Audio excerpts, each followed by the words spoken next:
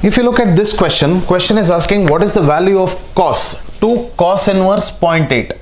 Let's say let 2 cos inverse of 0.8, let me put this as theta. So cos inverse of 0.8, that is equal to theta by 2.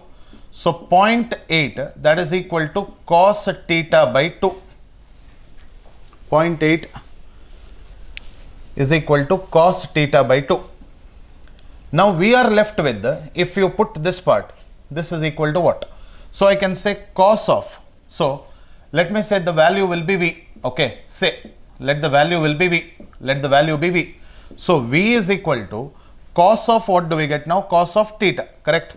Cos theta can be written as 2 cos squared theta by 2 minus 1. So the answer to the question, 2 cos squared theta, so 0.8 square minus 1. 2 into 0.64 minus 1. So your answer to the question will be 1.28.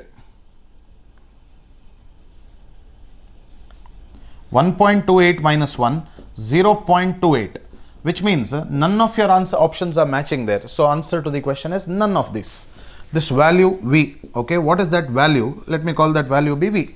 The answer to the question is 0.28, none of these.